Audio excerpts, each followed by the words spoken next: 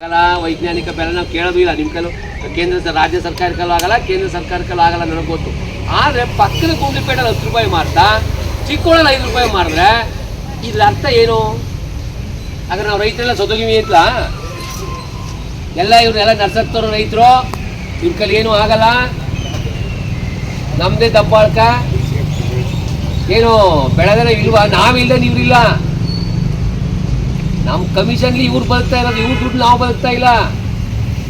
ಇದಿಲ್ಲದೆ ಇನ್ನೊಂದು ಕಾಯ್ದೆ, ಇದು ಬೇಡ, ಯಾವುದು ಬೇಡ, ನಮ್ಗೆ ಗೊತ್ತು ನಾವು ಬದುಕೋದು ಹೆಂಗೆ, ಹಿಂದೆ ಬದುಕ್ತೀನೋ ರೈತರು. ಹಾಗಾಗಿ ಸರ್ ಇದು ಸುಲಭದ ಮಾತಲ್ಲ. ನಾವು ಅವ್ರನ್ನ ಯಾರು ನಾವೇನು ಇದು ಮಾಡ್ತಾ ಇಲ್ಲ. ಇವ್ರು ನೆನ್ನೆಯಿಂದ ಮೊನ್ನೆ ಮಾತಾಡಿ ಗಾಡಿಗಳನ್ನೇ ಬರದಾಗ ಮಾಡಿದ್ರೆ ಅದು ಹೆಂಗೆ? ಅದರ ಅರ್ಥ ಯಾವ ಥರ ಎದುರಿಸಿದ್ರು ಇವರು? ಅದು ನಮಗೆ ಕೋಪ ಬಂದಿರೋದು. ಎಲ್ಲರೂ 2 ರೂಪಾಯಿ ಬೇಡ ಅಂತಾರೆ. ಇನ್ನೇನು ಅನ್ಬೇಕು? ಊಟ ಮಾತಾಡೋಕ್ಕೆ ಇಲ್ಲ ಅಂದರೆ ಅವರು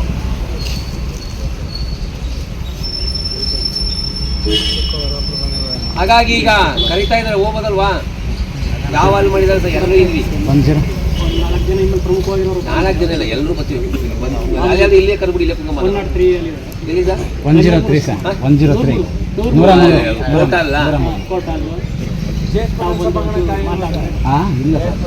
ಬೇಡ, ಅಲ್ಲೇ ಆಗಲಿ. ಹಾಗಾಗಿ ಆಗ್ಬೋದಲ್ವಾ? ಈಗ ಊರು ಇಬ್ಬರು ನೋಡೋಣ ಎಷ್ಟು ದಿನ ಜಾಗ ಇದೆ. ಅವ್ರು ಬಂದಿಲ್ಲ, ನಮ್ಮ ಹತ್ರ ಕೇಳಿಕ್ಕೆ ಅವರು ಇಲ್ಲ, ನಮ್ಮ ಹತ್ರ ಬೇಡಿ.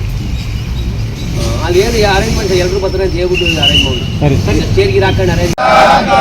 ವಿವೇಕಿ ಏಜೆಂಟ್ಗಳಿಗೆ, ರೈತ ವಿರೋಧಿ ಏಜೆಂಟ್ಗಳಿಗೆ ಬೇಕೇ ಬೇಕು, ಬೇಕೇ ಬೇಕು. ರಾಜ್ಯಕ್ಕಾಗಿ ಹೋರಾಟ, ಎಲ್ಲಿಯವರೆಗೆ ಹೋರಾಟ?